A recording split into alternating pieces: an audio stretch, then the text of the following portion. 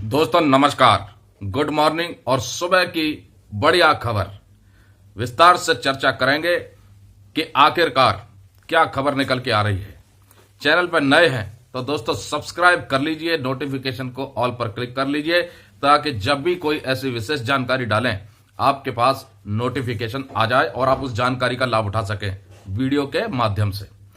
दोस्तों चुनावी साल है और चुनावी साल से पहले आने वाला है अंतरिम बजट। वित्त मंत्री निर्मला सीतारमण जी इस बार का अंतरिम बजट पेश करेंगी फरवरी में और कई कयास लगाए जा रहे हैं कुछ बड़े ऐलान के, जिसमें पेंशन को लेकर के कुछ बड़ा बदलाव किया जा सकता है। चुनावी साल का बजट आने में अब बस कुछ ही दिन बचे हैं। करीब 3 सप्ताह के बाद नया बजट पेश होगा।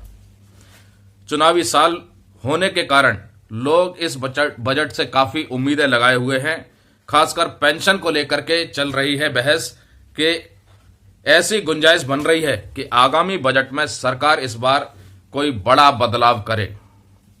बड़ा बदलाव की बात हो रही है दोस्तों पेंशन को लेकर के इस बजट में, और बात भी सही है।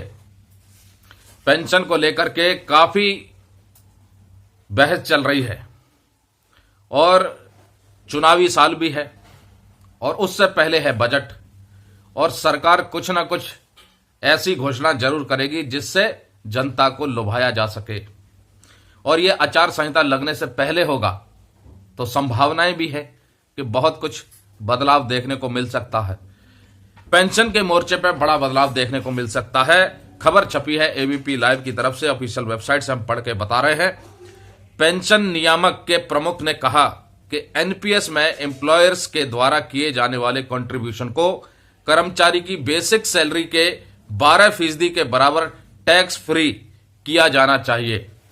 अभी एनपीएस में प्राइवेट सेक्टर इंडिविजुअल्स या कॉरपोरेट स्कीम के तहत एनरोल कर्मचारियों के लिए पेंशन स्कीम में नियोक्ताओं को बेसिक सैलरी के 10% के बराबर रकम पर ही टैक्स छूट मिलती है, जिसे 12% करने की बात कही जा रही है कि 12% किया जाना चाहिए।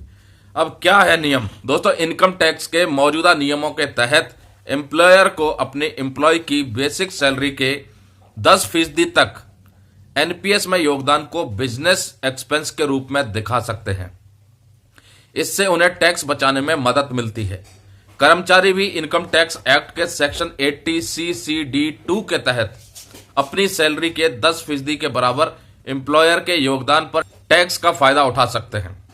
यह लाभ नई और पुरानी दोनों कर व्यवस्थाओं में मिलता है। तो दोस्तों पेंशन पर जो इनकम टैक्स लगता है उसके ऊपर कुछ बड़ा बदलाव होने की संभावनाएं इस बजट में हो सकती हैं, कुछ बड़ी घोषणाएं और ऐसी खबरें निकल के आई हैं। दोस्तों ये जो मैंने आपको आर्टिकल पढ़ के सुनाया है एबीपी लाइव की तरफ से, एक आर्टिकल छपा था उनकी वेबसाइट में, वहां से ढूंढ करके लाए हैं।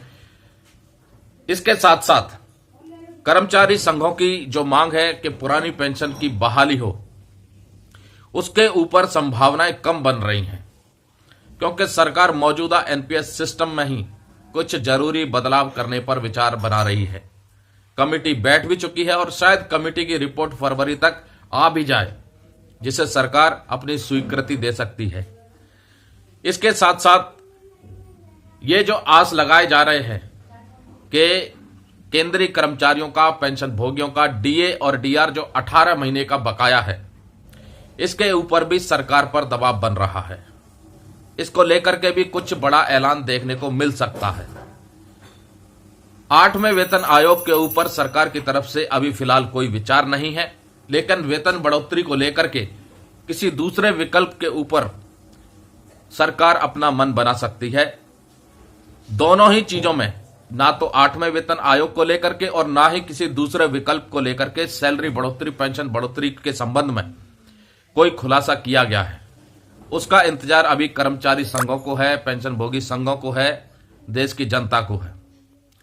तो बहरहाल एक खबर निकल के फिलहाल आई है कि बजट में मौजूदा पेंशन सिस्टम में कर्मचारियों की जो बेसिक सैलरी है, जो 10% टैक्स फ्री किया जाता है, उसे बढ़ा करके 12% किया जाना चाहिए। इस संबंध में कुछ बड़ा निकल के आ सकता है। तो दोस्तों ऐसी ही विशेष खबरों के लिए चैनल पे अगर अभी तक आपने सब्सक्राइब नहीं किया है तो सब्सक्राइब कर लें, नोटिफिकेशन ऑल क्लिक कर दें और इस वीडियो को शेयर जरूर कर दें। जय हिंद, जय भारत।